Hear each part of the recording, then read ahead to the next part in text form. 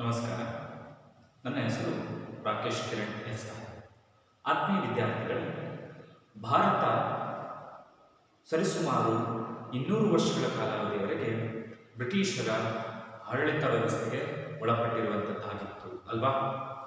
ಹಾಗಾದರೆ ಭಾರತದ ಈ ಒಂದು ಆಳ್ವಿಕೆಯನ್ನು ನಾವು ನಮ್ಮ ಭಾರತದ ಎಲ್ಲ ಸಂಸ್ಥಾನಗಳು ಕೂಡ ಒಪ್ಕೊಂಡಿದ್ವಾ ಅಥವಾ ವಿರೋಧಿಸುವಂಥ ಪ್ರಯತ್ನವನ್ನೇ ಮಾಡಲಿಲ್ವಾ?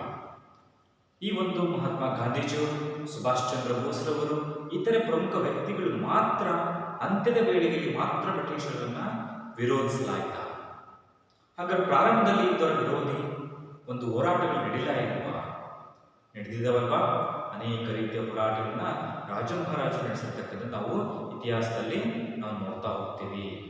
ಯಾವ್ಯಾವುದು ಮರಾಠರಾಗಿರ್ಬೋದು, ಮೈಸೂರು ಸಂಸ್ಥಾನ ಆಗಿರ್ಬೋದು, ರಜಪೂತರಾಗಿರ್ತಕ್ಕಂಥದ್ದಾಗಿರ್ಬೋದು, ಹೈದರಾಬಾದ್ ನಿಜಾಮರಾಗಿರ್ತಕ್ಕಂಥದ್ದಾಗಿರ್ಬೋದು, ಹೀಗೆ ಅನೇಕ ಸಂಸ್ಥಾನಗಳು ಹೋರಾಟಗಳನ್ನ ನಡೆಸ್ತಾ ಹೋಗಿರುವಂಥದ್ದು ನಾವು ಇತಿಹಾಸದಲ್ಲಿ ಗಮನಿಸ್ತಾ ಹೋಗಿದ್ದೀವಿ.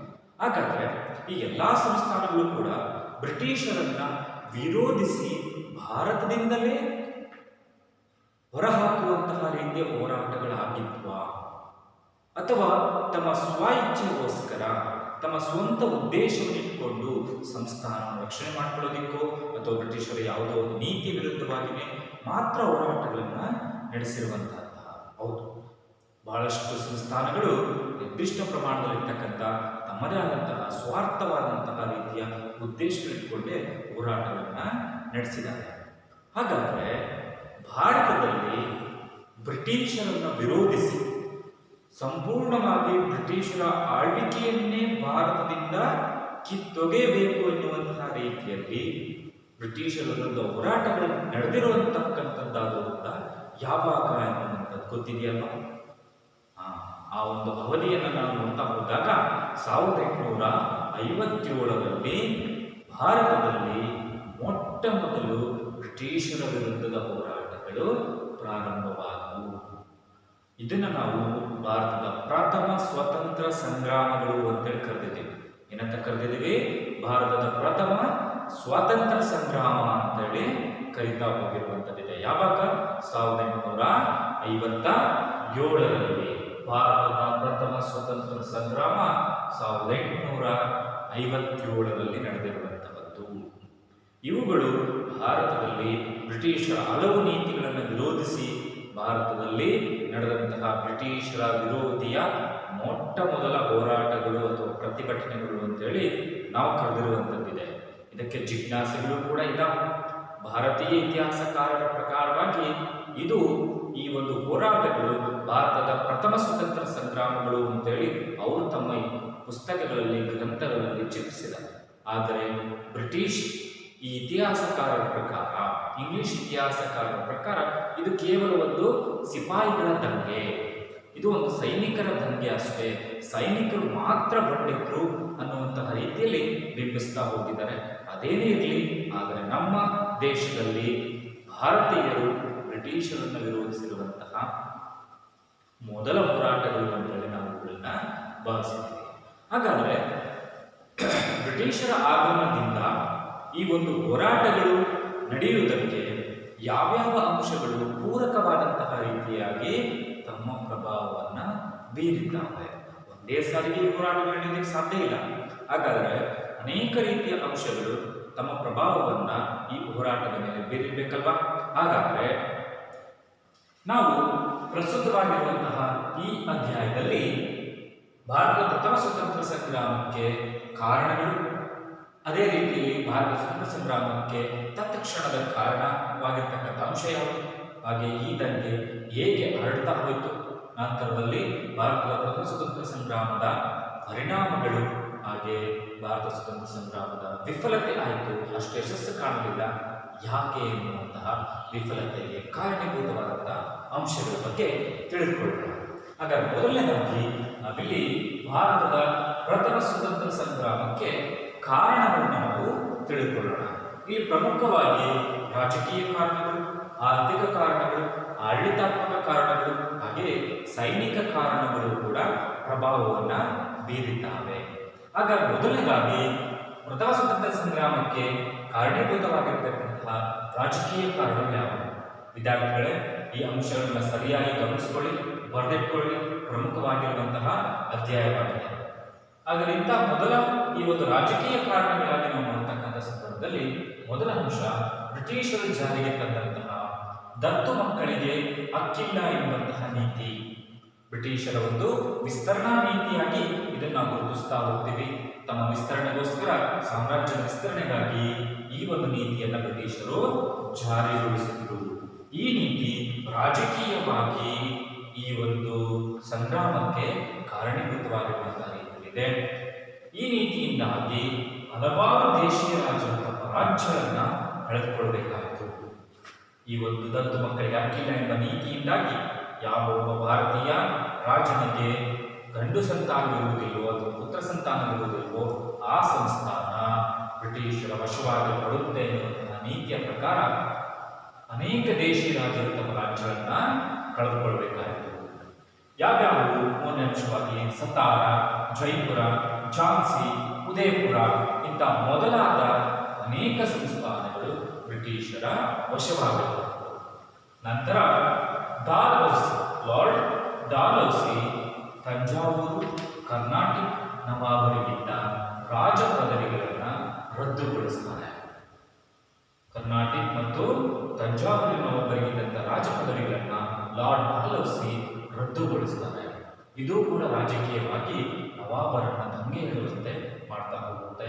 ನಂತರ ಮೊಘಲ್ ಚಕ್ರವರ್ತಿ, ಔಧ ನವಾಬ ಇಂಥ ಮೊದಲಾದ ರಾಜರುಗಳನ್ನ, ಬೃಹತ್ ಸಂಸ್ಥಾನಗಳನ್ನ ಪದಚ್ಯುತಗೊಳಿಸಲಾಯಿತು. ಅಧಿಕಾರವನ್ನ ಪದಚ್ಯುತಗೊಳಿಸಿದರು. ಹೀಗೆ ಸಂಸ್ಥಾನಗಳು ಒಂದೊಂದಾಗಿಯೇ ಬ್ರಿಟಿಷರ ವಶವಾಗಿದ್ದರಿಂದಾಗಿ ಅವರನ್ನೇ ನೆಚ್ಚಿಕೊಂಡಿದ್ದಂತಹ ಲಕ್ಷಾಂತರ ಸೈನಿಕರು ನಿರುದ್ಯೋಗಿಗಳಾದರು. ಈ ಅಂಶಗಳು ಹೀಗೆ ರಾಜಕೀಯವಾಗಿ ಭಾರತದ ಪ್ರಥಮ ಸ್ವತಂತ್ರ ಸಂಗ್ರಾಮದ ಮೇಲೆ ತಮ್ಮ ಪ್ರಭಾವವನ್ನ ಬೀರಿದಾವೆ. ಈ ಅಂಶಗಳನ್ನ ಬರೆದಿಟ್ಟುಕೊಳ್ಳಿ.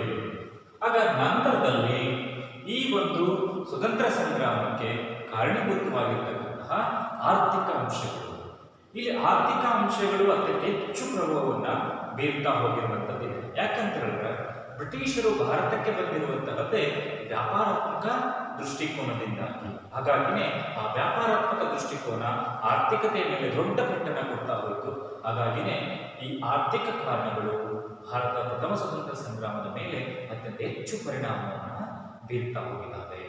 ಈ ಅಂಶವನ್ನ ನೀವು ಗಮನಿಸಿದ್ರೆ ಗೊತ್ತಾಗುತ್ತೆ ಅವು ಎಷ್ಟರ ಮಟ್ಟಿಗೆ ಪ್ರಭಾವವನ್ನ ಬೀರಿರ್ತಕ್ಕಂಥದ್ದಿದೆ ಅಂತ ಹೇಳಿ ನೀವು ನೋಡ್ಬೋದು ಅಲ್ವಾ. ನೋಡಿ ಯಾವ್ಯಾವ ರೀತಿಯ ಪ್ರಭಾವಗಳನ್ನ ಇವುಗಳು ಬೀರ್ತಾ ಹೋಗಿದ್ದಾವೆ. ಇದು ಮೊದಲನೇದಾಗಿ ಅತಿ ಪ್ರಮುಖವಾಗಿರುವಂತಹ ಆರ್ಥಿಕ ಕಾರಣ ಕೈಗಾರಿಕಾ ಕ್ರಾಂತಿ. ಇದು ಅತಿ ಪ್ರಮುಖವಾಗಿರುವಂಥದ್ದು. ಇದರ ಅನೇಕ ಪರಿಣಾಮಗಳು ಆರ್ಥಿಕ ಕಾರಣಗಳಾಗಿಯೇ ಗುರುತಿಸುತ್ತವೆ. ಇಂಗ್ಲೆಂಡಿನಲ್ಲಾದಂತಹ ಕೈಗಾರಿಕಾ ಕ್ರಾಂತಿಯ ಪ್ರಭಾವದ ಅಂಶಗಳು ಸ್ವತಂತ್ರ ಸಂಗ್ರಾಮದ ಆರ್ಥಿಕ ಕಾರಣಗಳಾಗಿಯೇ ಗುರುತಿಸ್ತವೆ. ಅತಿ ಪ್ರಮುಖವಾಗಿರುತ್ತೆ, ಗಮನದಲ್ಲಿಟ್ಕೊಳ್ಳಿ ಕೈಗಾರಿಕಾ ಕ್ರಾಂತಿ ಎನ್ನುವಂಥದ್ದನ್ನ. ಈ ಇಂಗ್ಲೆಂಡಿನಲ್ಲಾದಂತಹ ಕೈಗಾರಿಕಾ ಕ್ರಾಂತಿಯ ಪ್ರಭಾವದಿಂದ ಏನಾಯಿತು, ಭಾರತದ ಕರಕುಶಲ ಕಲೆ ಅಥವಾ ದೇಶೀಯ ಕೈಗಾರಿಕೆಗಳು, ಗುಡಿ ಕೈಗಾರಿಕೆಗಳು ನಶಿಸಿ ಹೋಗಲ್ಪಟ್ಟು ಹಾಳಾಗುವುದು. ಭಾರತದ ವಸ್ತುಗಳಿಗೆ ಬೆಲೆ ಇಲ್ಲದಂತಾಯಿತು. ಭಾರತದ ಕರಕುಶಲಗಾರರು ನಿರುದ್ಯೋಗಿಗಳಾಗ್ತಾ ಹೋದರು. ಅವುಗಳನ್ನೇ ನಂಬಿಕೊಂಡಿದ್ದ ದೇಶೀಯ ಕೈಗಾರಿಕೆಗಳು, ಕರಕುಶಲ ಕಲೆಯನ್ನೇ ನಂಬಿಕೊಂಡಿದ್ದಂತಹ ಭಾರತೀಯ ಕರಕುಶಲಗಾರರು ನಿರುದ್ಯೋಗಿಗಳಾಗ್ತಾರೆ. ಯಾಕೆ? ಇಂಗ್ಲೆಂಡ್ನಲ್ಲಿ ಕೈಗಾರಿಕೆಗಳು ಅಪಾರ ಪ್ರಮಾಣದಲ್ಲಿ ಸ್ಥಾಪನೆ ಆಗಿ ವಸ್ತುಗಳು ಅಪಾರ ಪ್ರಮಾಣದಲ್ಲಿ ಕ್ಷಣಾರ್ಧದಲ್ಲಿಯೇ ಯಂತ್ರದ ಸಹಾಯದಿಂದ ತಯಾರಾಗ್ತಾ ಹೋದವು.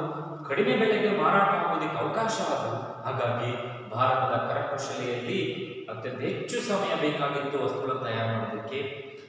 ಬ್ರಿಟಿಷರು ಭಾರತದ ವಸ್ತುಗಳ ಮೇಲೆ ಅತ್ಯಂತ ಹೆಚ್ಚು ತೆರಿಗೆಯನ್ನು ವಿಧಿಸ್ತಾ ಇದ್ರು. ಹಾಗಾಗಿ ಯಾರೂ ಆ ವಸ್ತುಗಳನ್ನು ಕೊಂಡ್ಕೊಳ್ಳೋದಕ್ಕೆ ಮುಂದೆ ಬರ್ತಿರಲಿಲ್ಲ. ಅದೇ ಇಂಗ್ಲೆಂಡಿನೆಲ್ಲ ತಯಾರಾದಂತಹ ವಸ್ತುಗಳ ಮೇಲೆ ಕಡಿಮೆ ಸುಂಕವನ್ನು ವಿಧಿಸ್ತಾ ಇದ್ರು. ಸುಲಭವಾಗಿ ಆ ವಸ್ತುಗಳು ಮಾರಾಟ ಆಗ್ತಾ ಇದ್ವು. ಹಾಗಾಗಿನೇ ಭಾರತದ ಕರಕುಶಲಗಾರರು ನಿರುದ್ಯೋಗಿಗಳಾಗ್ತಾ ಹೋದ್ರು. ಗೃಹ ಕೈಗಾರಿಕೆಗಳು ಆರ್ಥಿಕ ಸಂಕಷ್ಟದಿಂದ ಶಿಥಿಲಗೊಳ್ತಾ ಹೋದವು. ಕೆಲಸವೇ ಇಲ್ಲದೆ ತಮ್ಮ ತಯಾರಿಸಿದ ವಸ್ತುಗಳನ್ನು ಯಾರೂ ಕೊಂಡುಕೊಳ್ಳಲಿಲ್ಲ ಅಂದಾಗ ಅವುಗಳ ಶಿಥಿಲಾವಸ್ಥೆಯನ್ನ ತಲುಪ್ತಾ ಹೋದು. ಇಂಗ್ಲೆಂಡ್ ಕೇವಲ ಒಂದು ವ್ಯಾಪಾರಿ ಕೇಂದ್ರವಾಗಿರದೆ ಕೈಗಾರಿಕಾ ಕೇಂದ್ರವಾಗಿ ಮಾರ್ಪಾಡಾಗ್ತಾ ಹೋಯಿತು. ಭಾರತದ ವಸ್ತುಗಳಿಗೆ ಇಂಗ್ಲೆಂಡಿನಲ್ಲಿ ದುಬಾರಿ ಸುಂಕವನ್ನು ವಿಧಿಸಿ ಭಾರತದ ವಸ್ತುಗಳು ಎಲ್ಲೂ ಮಾರಾಟ ಆಗುವಂತೆ ನೋಡ್ತಾ ಹೋದ್ರು ಬ್ರಿಟಿಷರು. ಇವು ಇಂಗ್ಲೆಂಡ್ನಲ್ಲಿ ಆದಂತಹ ಕೈಗಾರಿಕಾ ಕ್ರಾಂತಿಯ ಪರಿಣಾಮವಾಗಿರ್ತಕ್ಕಂಥ ಅಂಶಗಳೇ. ಆದರೂ ಎಲ್ಲವೂ ಆರ್ಥಿಕ ಕಾರಣಗಳಾಗಿ ನಮ್ಮ ಭಾರತ ಸ್ವತಂತ್ರ ಸಂಗ್ರಾಮದ ಮೇಲೆ ಪರಿಣಾಮವನ್ನು ಬೀರ್ತಾ ಹೋಗುತ್ತವೆ. ನಂತರದಲ್ಲಿ ಭಾರತದಲ್ಲಿ ಬ್ರಿಟಿಷರು ಜಾರಿಗೊಳಿಸಿದಂತಹ ಕಂದಾಯ ನೀತಿಯಾದಂತಹ ಜಮೀನ್ದಾರಿ ಪದ್ಧತಿಯಿಂದಾಗಿ ಜಮೀನ್ದಾರನು ಕೃಷಿಕರನ್ನ ಶೋಷಣೆ ಒಳಪಡಿಸ್ತಾ ಇದ್ದ. ಅತ್ಯಂತ ಹೆಚ್ಚು ತೆರಿಗೆಯನ್ನು ವಸೂಲು ಮಾಡ್ತಾ ಹೋಗಿ ರೈತರನ್ನ ಸಂಕಷ್ಟಕ್ಕೆ ತಳ್ತಾ ಹೋದ. ಕಂದಾಯ ವಸೂಲಾತಿಯ ಹಕ್ಕನ್ನ ದುರುಪಯೋಗ ಪಡಿಸಿಕೊಳ್ತಾ ಹೋಗಿದ್ರು ಜಮೀನ್ದಾರರು. ಅದೇ ರೀತಿಯಲ್ಲಿ ಕಂದಾಯವನ್ನು ವಸೂಲಿ ಮಾಡುವ ಹಕ್ಕನ್ನ ತಾಲೂಕುದಾರರಿಗೆ ನೀಡಲಾಗಿತ್ತು, ಮಹಲ್ದಾರರಿಗೆ ನೀಡಲಾಗಿತ್ತು. ಅಂತ ಮಹಲ್ದಾರರಿಗೆ ನೀಡಿದಂತಹ ಕಂದಾಯ ವಸೂಲಿಯ ಹಕ್ಕನ್ನ ಬ್ರಿಟಿಷರು ಹಿಂದಕ್ಕೆ ಪಡ್ಕೊಂಡ್ರು. ಅದು ಕೂಡ ಪ್ರಮುಖವಾದಂತಹ ರೀತಿಯ ಪ್ರಭಾವವನ್ನ ಬೀರ್ತು.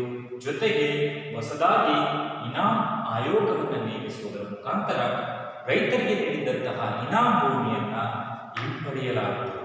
ಇದು ರೈತರನ್ನ ಕುಪಿತಗೊಳಿಸಿತು, ರೈತರಿಗೆ ಅವಮಾನ ಮಾಡಿದಂಗಾಯಿತು, ರೈತರನ್ನ ಸಂಕಷ್ಟಕ್ಕೆ ತಳ್ಳದಂಗಾಯಿತು. ಕೃಷಿಕರು ಅವಮಾನ ಮತ್ತು ಆರ್ಥಿಕ ಸಂಕಷ್ಟವನ್ನ ಅನುಭವಿಸುವಂತಾಯಿತು. ಇದರಿಂದಾಗಿನೇ ರೈತರು ಸಹಿತ ಬ್ರಿಟಿಷರ ವಿರುದ್ಧದ ಹೋರಾಟದಲ್ಲಿ ಪ್ರತಿಭಟನೆಯಲ್ಲಿ ಪಾಲ್ಗೊಳ್ಳುವುದಕ್ಕೆ ಪ್ರೇರೇಪಿಸಿತು. ಹೀಗೆ ಈ ಎಲ್ಲ ಅಂಶಗಳು ಕೂಡ ಆರ್ಥಿಕ ಕಾರಣಗಳಾಗಿ ಭಾರತದ ಪ್ರಥಮ ಸ್ವತಂತ್ರ ಸಂಗ್ರಾಮದ ಮೇಲೆ ಪ್ರಭಾವವನ್ನು ಬೀರಿದ್ದಾರೆ. ಈ ಎಲ್ಲ ಅಂಶಗಳನ್ನು ಕೂಡ ಬರೆದಿಟ್ಟುಕೊಳ್ಳಿ. ಪ್ರಮುಖವಾಗಿ ಕೈಗಾರಿಕಾ ಕ್ರಾಂತಿ ಹಾಗೂ ಕಂದಾಯ ನೀತಿಯಾಗಿರ್ತಕ್ಕಂಥ ಪ್ರಭಾವ ಎರಡು ಪ್ರಮುಖ ಅಂಶಗಳನ್ನು ವಿಸ್ತಾರವಾಗಿ ನಾವು ನೋಡ್ಬೋದು. ಇನ್ನು ಮುಂದೆ ಪ್ರಥಮ ಸ್ವತಂತ್ರ ಸಂಗ್ರಾಮದ ಮೇಲೆ ಪ್ರಭಾವ ಬೀರಿದಂತಹ ಆಡಳಿತಾತ್ಮಕ ಅಂಶಗಳು.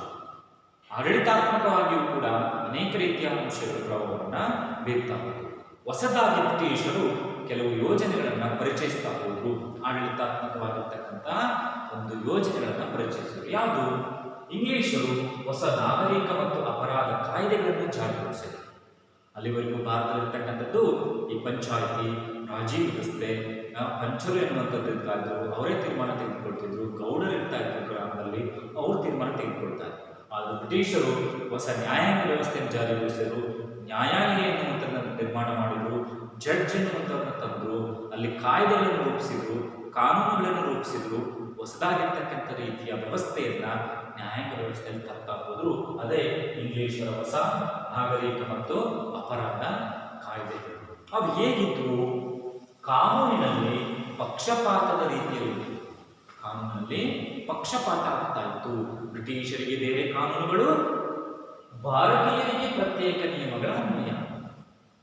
ಬ್ರಿಟಿಷರಿಗೆ ಸಡಿಲವಾಗಿರ್ತಕ್ಕಂಥ ಕಾನೂನುಗಳನ್ನು ಜಾರಿಗೊಳಿಸಿದ್ರೆ ಭಾರತೀಯರಿಗೆ ಕಠಿಣವಾಗಿರ್ತಕ್ಕಂಥ ರೀತಿಯ ಕಾನೂನುಗಳ ಪ್ರಕಾರವಾಗಿ ಶಿಕ್ಷೆಗಳನ್ನು ವಿಧಿಸ್ತಾ ಇದ್ರು, ಕಾನೂನುಗಳನ್ನು ಪಾಲನೆ ಮಾಡ್ತಾ ಹೋಗ್ತಿದ್ರು.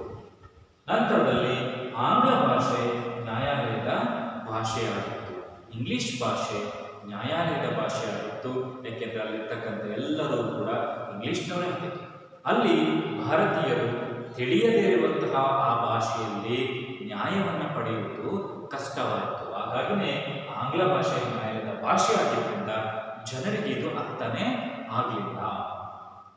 ಇಂಗ್ಲಿಷ್ ನ್ಯಾಯಾಧೀಶರು ಇಂಗ್ಲಿಷರ ಪರವಾಗಿಯೇ ನ್ಯಾಯದಾನ ನೀಡ್ತಾ ಇದ್ರು. ಅತ್ಯಂತ ಹೆಚ್ಚು ಇಂಗ್ಲಿಷ್ ನ್ಯಾಯಾಧೀಶರು ಇಂಗ್ಲಿಷರ ಪರವಾಗಿಯೇ ನ್ಯಾಯ ತೀರ್ಮಾನವನ್ನು ನೀಡ್ತಾ ಇದ್ರು.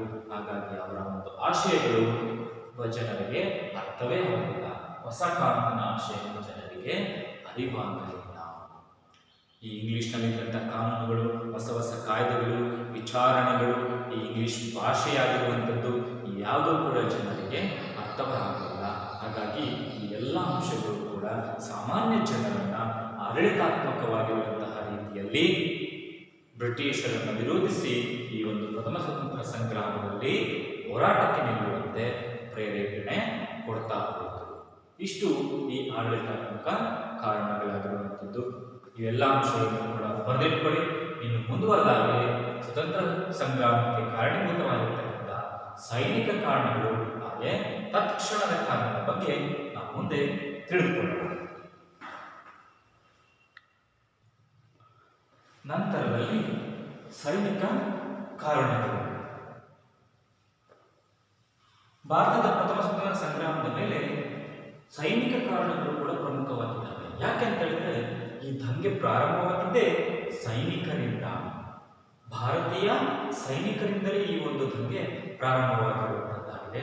ಹಾಗಾಗಿ ಸೈನಿಕವಾಗಿರ್ತಕ್ಕಂಥ ರೀತಿಯ ಅಂಶಗಳು ಕೂಡ ಅತ್ಯಂತ ಹೆಚ್ಚು ಪ್ರಭಾವವನ್ನು ಬೀರಿದ್ದಾವೆ. ಯಾವ್ಯಾವ ಅಂಶಗಳು? ಬ್ರಿಟಿಷ್ ಸೈನ್ಯದಲ್ಲಿದ್ದಂತಹ ಭಾರತೀಯ ಸೈನಿಕರ ಸ್ಥಿತಿ ಇಲ್ಲಿ ಅತ್ಯಂತ ಹೆಚ್ಚು ಪ್ರಭಾವವನ್ನು ಬೀರಿರುವಂತದ್ದಾಗಿದೆ. ಬ್ರಿಟಿಷ್ ಸೈನ್ಯದಲ್ಲಿದ್ದಂತಹ ಭಾರತೀಯ ಸೈನಿಕರ ಸ್ಥಿತಿ ಹೇಗಿತ್ತು? ತುಂಬಾ ಶೋಚನೀಯ ಸ್ಥಿತಿಯಾಗಿತ್ತು. ಬ್ರಿಟಿಷ್ ಸೈನ್ಯದಲ್ಲಿದ್ದ ಭಾರತೀಯ ಸಿಪಾಯಿಗಳ ಸ್ಥಿತಿ ಗಂಭೀರವಾಗಿತ್ತು, ಶೋಚನೀಯವಾಗಿರ್ತಕ್ಕಂಥ ಸ್ಥಿತಿಯಾಗಿ ನಾವು ನೋಡ್ತಾ ಹೋಗ್ತಿದ್ವಿ. ಯಾಕೆಂದ್ರೆ ಯಾವುದೇ ರೀತಿಯ ಅವಕಾಶಗಳು ಭಾರತೀಯ ಸೈನಿಕರಿಗಿರಲಿಲ್ಲ. ಕೆಳದರ್ಜೆಯ ಒಂದು ಸೈನಿಕ ಸೇವೆಯನ್ನು ಮಾತ್ರ ಸಲ್ಲಿಸಬಹುದಾಗಿರುತ್ತೆ ಹೊರತು ಉನ್ನತವಾಗಿರುವಂತಹ ಯಾವುದೇ ಸೈನಿಕ ಹುದ್ದೆಗಳು ಭಾರತೀಯ ಸೈನಿಕರಿಗೆ ಅವು ಕೊಡ್ತಾ ಇರಲಿಲ್ಲ.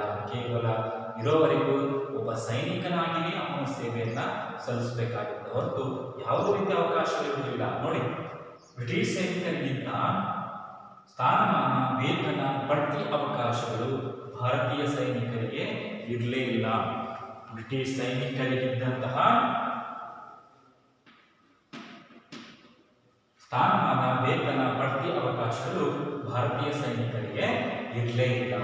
ಸ್ಥಾನಮಾನ ಇರಲಿಲ್ಲ, ವೇತನಗಳು ಬ್ರಿಟಿಷ್ ಸೈನಿಕರಿಗೆ ಅತ್ಯಂತ ಹೆಚ್ಚು ವೇತನ, ಭಾರತೀಯ ಸೈನಿಕರಿಗೆ ಕಡಿಮೆ ವೇತನ, ಬಡ್ತಿ ಅವಕಾಶಗಳು ಭಾರತೀಯ ಸೈನಿಕರಿಗೆ ಇರಲೇ ಇಲ್ಲ. ಆದರೂ ದುರ್ದೈವ, ಬ್ರಿಟಿಷ್ ಸೈನ್ಯದಲ್ಲಿ ಬ್ರಿಟಿಷ್ ಸೈನಿಕರಿಗಿಂತ ಭಾರತೀಯ ಸೈನಿಕರ ಸಂಖ್ಯೆನೇ ಹೆಚ್ಚಾಗಿರುವಂತದ್ದಾಗಿದೆ. ಯಾಕೆಂತ ಹೇಳಿದ್ರೆ ಬ್ರಿಟಿಷರು ಅಲ್ಲಿಂದ ಬಂದು ಇಂಗ್ಲೆಂಡ್ನಿಂದ ಸೈನ್ಯದಲ್ಲಿ ಭಾರತೀಯರನ್ನೇ ಸೇರ್ಪಡೆಗೊಳಿಸಿಕೊಂಡು ಭಾರತೀಯರ ಮೇಲೆ ದಾಳಿಯನ್ನ ನಡೆಸ್ತಾ ಇದ್ರು. ನೋಡಿ, ಭಾರತೀಯ ಸೈನಿಕರನ್ನ ಅವಾಚ್ಯ ಶಬ್ದಗಳಿಂದ ನಿಂದಿಸ್ತಾ ಇದ್ರು. ಬ್ರಿಟಿಷರು ಭಾರತೀಯ ಸೈನಿಕರನ್ನ ಅತ್ಯಂತ ಕೆಳಮಟ್ಟದ ರೀತಿಯ ಅವಾಚ್ಯವಾದಂತಹ ಶಬ್ದಗಳನ್ನ ಬಳಸಿ ಅವರನ್ನು ಕರೆಯುವಂಥದ್ದು, ನಿಂದಿಸುವಂತಹದ್ದು ಮಾಡ್ತಾ ಇದ್ರು. ಜೊತೆಗೆ ಭಾರತೀಯ ಸೈನಿಕರನ್ನ ಸಾಗರೋತ್ತರ ಸೇವೆಗೆ ಒತ್ತಾಯಿಸಿದ್ದು, ಧಾರ್ಮಿಕವಾಗಿ ಸೈನಿಕರನ್ನ ಪ್ರಚೋದಿಸಿತ್ತು. ಭಾರತೀಯರ ಸಂಪ್ರದಾಯದ ಪ್ರಕಾರವಾಗಿ ನಾವು ಸಮುದ್ರ ಅಥವಾ ಸಾಗರವನ್ನ ದಾಟುವ ಹಾಗೆ ಇರಲಿಲ್ಲ. ಆದರೆ ಬ್ರಿಟಿಷರು ಭಾರತೀಯ ಸೈನಿಕರನ್ನ ಬೇರೆ ದೇಶಗಳ ಮೇಲಿನ ದಾಳಿಯ ಸಂದರ್ಭದಲ್ಲಿ ಸಾಗರವನ್ನು ದಾಟಿ ಬರುವಂತೆ ಆದೇಶಗಳನ್ನು ಕೊಡ್ತಾ ಹೋದರು. ಹಾಗಾಗಿ ಧಾರ್ಮಿಕವಾಗಿ ಬ್ರಿಟಿಷರ ಈ ಆದೇಶಗಳು ಭಾರತೀಯ ಸೈನಿಕರನ್ನು ಸಂಘಟಿಸಿ ಬ್ರಿಟಿಷರ ವಿರುದ್ಧದ ಹೋರಾಟಕ್ಕೆ ಪ್ರಚೋದಿಸುತ್ತಾ ಹೋದವು. ಇಷ್ಟು ಸೈನಿಕ ಅಂಶಗಳಾಗಿ ಈ ಒಂದು ಪ್ರಭಾವವನ್ನು ನಾವು ನೋಡ್ತಾ ಹೋಗಬಹುದು. ನಂತರದಲ್ಲಿ ಅಂತಿಮವಾಗಿ ಹಾಗಾದರೆ ಈ ದಂಗೆ ಒಂದೇ ಸಾರಿಗೆ ಸ್ಫೋಟಗೊಳ್ಳೋದಕ್ಕೆ ಪ್ರಾರಂಭವಾಗೋದಕ್ಕೆ ತತ್ಕ್ಷಣದ ಕಾರಣ ಯಾವುದು?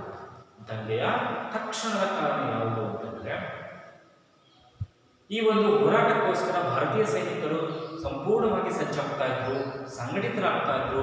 ಅವೆಲ್ಲರಲ್ಲೂ ಕೂಡ ಹೊಂದಾಣಿಕೆ ಬರೋದಕ್ಕೆ ಪ್ರಾರಂಭವಾಗಿತ್ತು. ಇವರ ಒಂದು ಸಂಘಟನೆ ಅತ್ಯಂತ ಹೆಚ್ಚು ಪ್ರಮಾಣದಲ್ಲಿಯೇ ಪ್ರಭಾವವನ್ನು ಬೀರ್ತಾ ಹೋಗ್ತಿತ್ತು.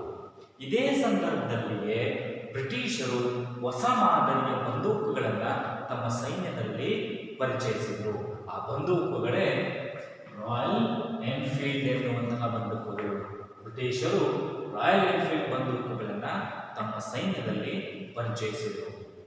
ಇವುಗಳನ್ನು ಬಳಸುವುದನ್ನು ಭಾರತೀಯ ಸೈನಿಕರು ವಿರೋಧಿಸ್ತಾ ಹೋಗ್ತಾರೆ. ಯಾಕೆ? ಇದರ ತುಪಾಕಿಗಳಿಗೆ ಬಳಸುತ್ತಿದ್ದಂತಹ ತೋಟಗಳಿಗೆ ಹಂದಿ ಮತ್ತು ಹಸುವಿನ ಕೊಬ್ಬನ್ನು ಸವರಲಾಗಿತ್ತು. ಹಂದಿ ಮತ್ತು ಹಸುವಿನ ಕೊಬ್ಬನ್ನು ಸವರಲಾಗಿತ್ತು. ಆ ಬಂದೂಕುಗಳಿಗೆ ಪ್ರಯೋಗಿಸಿದಂತಹ ಬುಲೆಟ್ಗಳ ಮೇಲೆ ಈ ಒಂದು ಹಂದಿ ಮತ್ತು ಹಸುವಿನ ಕೊಬ್ಬನ್ನು ಸವರಿದ್ರು. ಅದನ್ನು ಬಾಯಿಯಿಂದ ಕಚ್ಚಿ ತೆಗೆದು ಪ್ರಯೋಗಿಸಿ ಅದನ್ನು ಫೈರ್ ಮಾಡಬೇಕಾಗಿತ್ತು. ಹಾಗಾಗಿ ಈ ಒಂದು ಹಂದಿ ಮತ್ತು ಹಸುವಿನ ಕೊಬ್ಬು ಹೇಗಿತ್ತು? ಹಿಂದೂಗಳಿಗೆ ಹಸು ಪವಿತ್ರವಾದಂತಹದ್ದು, ಅದನ್ನ ಗೋಮಾಂಸವನ್ನು ತಿನ್ನೋದಿಲ್ಲ ಅನ್ನುವಂಥ ರೀತಿಯಿದೆ. ಹಾಗಾಗಿ ಆ ಹಸುವಿನ ಕೊಬ್ಬನ್ನ ಬಾಯಿಂದ ಕಚ್ಚೋದಕ್ಕೆ ಹಿಂದೂ ಭಾರತೀಯ ಸೈನಿಕರು ವಿರೋಧಿಸಿದರು. ಜೊತೆಗೆ ಮುಸ್ಲಿಮರಿಗೆ ಹಂದಿ ನಿಷಿದ್ಧ, ಹಂದಿಯನ್ನ ತಿನ್ನುವ ಹಾಗಿಲ್ಲ. ಹಾಗಾಗಿ ಮುಸ್ಲಿಂ ಭಾರತೀಯ ಸೈನಿಕರು ಆ ಹಂದಿ ಕೊಬ್ಬನ್ನು ಸವರಿರುವಂತಹ ಒಂದು ತುಪಾಕಿಗಳನ್ನು ಬಳಸುವುದನ್ನು ವಿರೋಧಿಸಿ ಬ್ರಿಟಿಷರು ಈ ಆದೇಶವನ್ನು ತಿರಸ್ಕರಿಸ್ತಾ ಹೋದರು, ಪ್ರತಿಭಟಿಸ್ತಾ ಹೋದರು. ದೇಶದಾದ್ಯಂತ ಎಲ್ಲ ಕಡೆಯೂ ಕೂಡ ಸೈನಿಕರಿಗೆ ಈ ಬಂದೂಕುಗಳನ್ನು ಪ್ರಯೋಗಿಸಲೇಬೇಕು ಎನ್ನುವಂತಹ ಒತ್ತಡವನ್ನು ಏರಲಾಗ್ತಾ ಹೋಯಿತು. ಈ ಒತ್ತಡ ಅತ್ಯಂತ ಹೆಚ್ಚಾಗ್ತಾ ಹೋಯಿತು. ಎಷ್ಟರ ಮಟ್ಟಿಗೆ ಎಂದರೆ ಬ್ಯಾರಕ್ಪುರದಲ್ಲಿ ಸಹಿತ ಅಲ್ಲಿನ ಸೈನಿಕರಿಗೆ ಈ ಬಂದೂಕುಗಳನ್ನು ಪ್ರಯೋಗಿಸುವಂತೆ ಒತ್ತಡವನ್ನು ಏರಲಾಯಿತು. ಆದರೆ ಅಲ್ಲಿರ್ತಕ್ಕಂಥ ಒಬ್ಬ ಸಿಂಹದ ರೀತಿಯ ಒಬ್ಬ ಸೈನಿಕ ಮಂಗಲ ಪಾಂಡೆ, ಬ್ಯಾರಕ್ಪುರದಲ್ಲಿನ ಮಂಗಲ ಪಾಂಡೆ ಎನ್ನುವಂತಹ ಭಾರತೀಯ ಸೈನಿಕ ಈ ಒಂದು ಬಂದೂಕುಗಳನ್ನು ಬಳಸಬೇಕು ಎನ್ನುವಂತಹ ಆದೇಶವನ್ನು ಕೊಟ್ಟಂತಹ ಒಬ್ಬ ಬ್ರಿಟಿಷ್ ಅಧಿಕಾರಿಯನ್ನೇ ಪಥಸಂಚಲನ ನಡೆಯುತ್ತಿದ್ದಂತಹ ಸಂದರ್ಭದಲ್ಲಿಗೆ ಅವನನ್ನ ಕೊಂದು ಹಾಕ್ತಾನೆ. ಮಂಗಲ್ ಪಾಂಡೆ ಆ ಬ್ರಿಟಿಷ್ ಅಧಿಕಾರಿಯನ್ನ ಕೊಲ್ತಾನೆ. ಅಷ್ಟರ ಮಟ್ಟಿಗೆ ಈ ಒಂದು ಬಂದೂಕಿನ ಪ್ರಯೋಗದ ಒತ್ತಡ ಇರುವಂಥದ್ದು. ಯಾವಾಗ ಭಾರತೀಯ ಸೈನಿಕ ಬ್ರಿಟಿಷ್ ಸೇನೆಯ ಅಧಿಕಾರಿಯೊಬ್ಬರನ್ನು ಕೊಲ್ತಾನೋ ಅವನನ್ನು ವಿಚಾರಣೆಗೆ ಒಳಪಡಿಸಲಾಗುತ್ತೆ, ಅವನನ್ನು ಅಂತಿಮವಾಗಿ ಗಲ್ಲಿಗೇರಿಸಲಾಗುತ್ತೆ. ಹೀಗೆ ಈ ಒಂದು ಅಂಶಗಳು ನಾವು ನೋಡ್ತಾ ಹೋಗೋದು ತತ್ಕ್ಷಣದ ಕಾರಣವಾಗಿರುವಂತಹ ರೀತಿಯಲ್ಲಿ. ಇದರಲ್ಲಿ ಪ್ರಮುಖವಾಗಿ ರಾಯಲ್ ಎನ್ಫೀಲ್ಡ್ ಬಂದೂಕುಗಳ ಪರಿಚಯ, ಅದರ ತುಪಾಕಿಗಳಿಗೆ ಹಂದಿ ಮತ್ತು ಹಸುವಿನ ಕೊಬ್ಬನ್ನು ಸವರಲಾಗಿತ್ತು. ಹಿಂದೂಗಳಿಗೆ ಹಸು ಪವಿತ್ರ ಹಾಗೂ ಮುಸ್ಲಿಮರಿಗೆ ಹಂದಿ ನಿಷಿದ್ಧವಾಗಿತ್ತು. ಹಾಗಾಗಿ ಅದನ್ನು ಬಳಸುವುದನ್ನು ವಿರೋಧಿಸಿತು. ಇದು ದಂಗೆಯ ತಕ್ಷಣದ ಕಾರಣವಾಗಿ ಸ್ಪಷ್ಟವಾಗಿ ನೀವು ಬರೀಬಹುದಾಗಿರುವಂಥ ರೀತಿಯಲ್ಲಿದೆ. ಇಷ್ಟು ಈ ದಂಗೆಯ ತಕ್ಷಣದ ಕಾರಣವಾಗಿದೆ. ಹಾಗಾಗಿ ಮುಂದೆ ಈ ಒಂದು ಭಾರತದ ಈ ಪ್ರಥಮ ಸ್ವತಂತ್ರ ಸಂಗ್ರಾಮ ಎನ್ನುವಂಥದ್ದು ಹೇಗೆ ದೇಶದಾದ್ಯಂತ ಸ್ಫೋಟಗೊಂಡು ವಿಸ್ತಾರ ಆಗ್ತಾ ಹೋಯಿತು ಅನ್ನುವಂಥದ್ದನ್ನ ನಾವು ಮುಂದುವರೆದಾಗೆ ನೋಡ್ತಾ ಹೋಗೋಣ. ಭಾರತದ ಪ್ರಥಮ ಸ್ವತಂತ್ರ ಸಂಗ್ರಾಮದ ಈ ಒಂದು ದಂಗೆ ಬ್ಯಾರಕ್ಪುರದಲ್ಲಿ ಈ ಒಂದು ಮಂಗಲ್ ಪಾಂಡೆಯ ಒಂದು ಬ್ರಿಟಿಷ್ ಅಧಿಕಾರಿಗಳ ಕೊಂದಿದ್ದರಿಂದಾಗಿ ಅವರನ್ನು ಗಲ್ಲಿಗೇರಿಸಲಾಯಿತು. ಇದರಿಂದ ಭಾರತೀಯ ಸೈನಿಕರೆಲ್ಲರೂ ಕೂಡ ಕುಪಿತಗೊಳ್ತಾ ಹೋಗ್ತಾರೆ ಬ್ರಿಟಿಷರ ವಿರುದ್ಧವಾಗಿ. ಈ ರೀತಿಯ ಒಂದು ತುಪಾಕಿ ರಾಯಲ್ ಎನ್ಫೀಲ್ಡ್ ಬಂದೂಕನ್ನು ಪ್ರಯೋಗಿಸಲೇಬೇಕು ಎನ್ನುವಂಥ ಒತ್ತಡ ಮತ್ತೆ ಮೀರತ್ನಲ್ಲಿಯೂ ಕೂಡ ಉಂಟಾಗುತ್ತೆ. ಮೀರತ್ ಬ್ರಿಟಿಷರ ಒಂದು ಪ್ರಮುಖ ಸೈನಿಕ ನೆಲೆಯಾಗಿತ್ತು. ಈ ಒಂದು ಮೀರತ್ನಲ್ಲಿಯೂ ಕೂಡ ಈ ಒಂದು ತುಪಾಕಿಯ ಬಳಕೆಯನ್ನು ಮಾಡಬೇಕು ಎನ್ನುವಂಥ ಆದೇಶವನ್ನು ಸೈನಿಕರ ಮೇಲೆ ಏರಲಾಯಿತು. ಸೈನಿಕರು ಈ ಒಂದು ತುಪಾಕಿಯನ್ನು ಬಳಸುವುದನ್ನು ಇಲ್ಲಿಯೂ ಕೂಡ ಸಂಪೂರ್ಣವಾಗಿ ವಿರೋಧಿಸಿ ನಿರಾಕರಿಸ್ತಾರೆ. ಯಾವಾಗ ನಿರಾಕರಿಸ್ತಾರೋ ಆ ಎಲ್ಲ ಸೈನಿಕರು ಕೂಡ ಬ್ರಿಟಿಷರ ವಿರುದ್ಧವಾಗಿ ದಂಗೆ ಎದ್ದಿದ್ದರಿಂದಾಗಿ ಅವರೆಲ್ಲರನ್ನು ಬಂಧನಕ್ಕೊಳಪಡಿಸಲಾಗುತ್ತೆ. ನೋಡಿ, ಸೈನಿಕರನ್ನ ಬಂಧಿಸ್ತಾರೆ. ಇದರಿಂದ ಮೀರತ್ನಲ್ಲಿ ದಂಗೆ ಸ್ಫೋಟಗೊಳ್ಳುತ್ತೆ. ಭಾರತೀಯ ಸೈನಿಕರನ್ನೇ ಬಂಧಿಸಿದಂತಹ ಬ್ರಿಟಿಷರ ವಿರುದ್ಧ ಹೋರಾಟ ಪ್ರಾರಂಭವಾಗುತ್ತೆ. ಸೈನಿಕರೆಲ್ಲರೂ ಕೂಡ ಸೆರೆಮನೆಯಲ್ಲಿದ್ದಂತಹ ಭಾರತೀಯ ಸೈನಿಕರನ್ನ ಬಿಡುಗಡೆಗೊಳಿಸ್ತಾರೆ. ಸೆರೆಮನೆಗೆ ನುಗ್ಗಿ ಬ್ರಿಟಿಷರ ಸೆರೆಮನೆಗೆ ನುಗ್ಗಿ ಅಲ್ಲಿ ಸೆರೆಸಿದಂತಹ ಭಾರತೀಯ ಸೈನಿಕರೆಲ್ಲರನ್ನೂ ಕೂಡ ಬಿಡುಗಡೆಗೊಳಿಸ್ತಾರೆ. ಅಲ್ಲಿಂದ ಬೃಹತ್ ಮೆರವಣಿಗೆ ಮುಖಾಂತರವಾಗಿ ಇದು ದಂಗೆ ದೇಶದಾದ್ಯಂತ ಬೆಳೆಯಲಿಕ್ಕೆ ಸಾಧ್ಯ ಆಗುತ್ತೆ. ಹಾಗಾಗಿನೇ ಈ ಒಂದು ಮೀರತ್ನಲ್ಲಿ ಆದಂತಹ ದಂಗೆ ಇದು ಸ್ವತಂತ್ರ ಸಂಗ್ರಾಮದ ಬೀಜಾಂಕುರಕ್ಕೆ ನಾಂದಿ ಆಯಿತು ಅಂತ ಹೇಳ್ತಾರೆ. ಮೀರತ್ನ ದಂಗೆಯನ್ನ ಸ್ವತಂತ್ರ ಸಂಗ್ರಾಮದ ಬೀಜಾಂಕುರಕ್ಕೆ ನಾಂದಿ ಆಯಿತು ಅಂತ ಕರಿತೀವಿ. ನೆನ್ಪಿಟ್ಕೊಳ್ರಿ, ಈ ಒಂದು ಅಂಶಗಳು ಮೀರತ್ನ ದಂಗೆ ಭಾರತ ಸ್ವತಂತ್ರ ಸಂಗ್ರಾಮಕ್ಕೆ ಬೀಜಾಂಕುರಕ್ಕೆ ನಾಂದಿ ಆಯಿತು ಅನ್ನುವಂಥ ಅಂಶವನ್ನು ನೋಡ್ಬೋದು. ಇಲ್ಲಿಂದ ಮೀರತ್ನ ಸೈನಿಕರೆಲ್ಲರೂ ಕೂಡ ಬೃಹತ್ ಪ್ರಮಾಣದಲ್ಲಿ ಹೊರಟು ದೆಹಲಿಯನ್ನು ತಲುಪ್ತಾರೆ. ದೆಹಲಿಯ ಒಂದು ಕೆಂಪು ಕೋಟೆಗೆ ಮುತ್ತಿಗೆ ಹಾಕ್ತಾರೆ. ಪದಚ್ಯುತಗೊಂಡಿದ್ದಂತಹ ಮೊಘಲ್ ದೊರೆ ಎರಡನೇ ಬಹದ್ದೂರ್ ಶಾ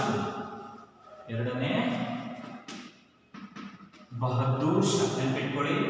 ಮೊಘಲ್ ದೊರೆ ಎರಡನೇ ಬಹದ್ದೂರ್ ಶಾ ಭಾರತದ ಚಕ್ರವರ್ತಿ ಅಂತೇಳಿ ಘೋಷಣೆ ಮಾಡಿ ದೆಹಲಿಯ ಸಿಂಹಾಸನದಲ್ಲಿ ಕೂರಿಸಲಾಗುತ್ತೆ. ನಾರಾದ ನಂತರದಲ್ಲಿ ಭಾರತದ ಮೂಲೆ ಮೂಲೆಯಿಂದಲೂ ಕೂಡ ಸೈನಿಕರು ತಂಡೋಪತಂಡವಾಗಿ ಪ್ರತಿಭಟನೆಗಳ ಮುಖಾಂತರವಾಗಿ ಈ ಒಂದು ದಂಗೆಯಲ್ಲಿ ಪಾಲ್ಗೊಳ್ತಾರೆ. ಪ್ರತಿಭಟನೆ ತೀವ್ರ ಸ್ವರೂಪವನ್ನು ತಾಳ್ತಾ ಹೋಗುತ್ತೆ. ಕಾಡ್ಗಿಚ್ಚಿನ ರೀತಿಯಲ್ಲಿ ದೆಹಲಿ, ಕಾನ್ಪುರ, ಝಾನ್ಸಿಗಳಲ್ಲಿ ಇದು ಬಹುಬೇಗನೆ ಹರಡುವಿಕೆಯನ್ನು ನಾವು ನೋಡ್ತಾ ಹೋಗಬಹುದಾಗಿದೆ. ಹೇಗೆ ಕಾನ್ಪುರದಲ್ಲಿ ನಾನಾ ಸಾಹೇಬ್ ಬ್ರಿಟಿಷರ ವಿರುದ್ಧವಾಗಿ ದಂಗೆ ಹೇಳ್ತಾರೆ. ಇವನ ಸೇನಾಧಿಕಾರಿಯಾಗಿ ಇವನಿಗೆ ಸಹಕರಿಸಿರ್ತಕ್ಕಂಥವನು ತಾತ್ಯಾ ಟೋಪಿ ಸಹಕಾರವನ್ನು ನೀಡ್ತಾನೆ. ಆದರೆ ಇವರು ಹೋರಾಟವನ್ನು ತೀವ್ರವಾಗಿ ನಡೆಸ್ತಾ ಹೋಗ್ತಾರೆ. ಅಂತಿಮವಾಗಿ ಬ್ರಿಟಿಷರು ನಾನಾ ಸಾಹೇಬ್ರನ್ನ ಸೋಲಿಸಿದ್ರಿಂದಾಗಿ ತಾತ್ಯಾ ಟೋಪೆ ಅಲ್ಲಿಂದ ತಪ್ಪಿಸಿಕೊಂಡು ಪಲಾಯನಗೈತಾರೆ. ತದಾದ ನಂತರದಲ್ಲಿ ಝಾನ್ಸಿಯಲ್ಲಿ ನಡೆದಂತಹ ಹೋರಾಟದಲ್ಲಿ ರಾಣಿ ಲಕ್ಷ್ಮೀಬಾಯಿಗೆ ಇದೇ ತಾತ್ಯಾ ಟೋಪೆ ಸಹಕಾರವನ್ನ ನೀಡ್ತಾ ಹೋಗ್ತಾನೆ. ನಂತರದ ಹೋರಾಟದಲ್ಲಿ ಮುಂದುವರೆದು ಮಡಿತಾನೆ. ನಂತರದಲ್ಲಿ ಕಾನ್ಪುರ ಬ್ರಿಟಿಷರ ವಶವಾಗಲ್ಪಡುತ್ತೆ. ನಂತರದಲ್ಲಿ ಲಕ್ನೋದಲ್ಲೂ ಕೂಡ ನವಾಬರ ಹೋರಾಟ ತೀವ್ರಗೊಳ್ತಾ ಹೋಗುತ್ತೆ, ದಂಗೆ ಆಗುತ್ತೆ. ಅಂತಿಮವಾಗಿ ಲಕ್ನೋ ಕೂಡ ಬ್ರಿಟಿಷರ ವಶವಾಗಲ್ಪಡುತ್ತೆ. ನಂತರದಲ್ಲಿ ಇವರ ಒಂದು ಹೋರಾಟ ನಡೆದಿರುವಂತಹದ್ದು ಝಾನ್ಸಿಯ ರಾಣಿ ಲಕ್ಷ್ಮೀಬಾಯಿ ದತ್ತು ಮಕ್ಕಳಿಗೆ ಹಕ್ಕಿಲ್ಲ ಎಂಬ ನೀತಿಯ ವಿರುದ್ಧವಾಗಿ ಹೋರಾಟವನ್ನ ನಡೆಸ್ತಾಳೆ. ಬ್ರಿಟಿಷರ ವಿರುದ್ಧವಾಗಿ ಆ ನೀತಿಯ ವಿರುದ್ಧವಾಗಿ ದಂಗೆ ಹೇಳ್ತಾಳೆ. ಬ್ರಿಟಿಷರ ವಿರುದ್ಧ ಯುದ್ಧವನ್ನ ಸಾರ್ತಾಳೆ. ಬ್ರಿಟಿಷರ ವಿರುದ್ಧ ಯುದ್ಧವನ್ನ ಸಾರುವುದರ ಮುಖಾಂತರವಾಗಿ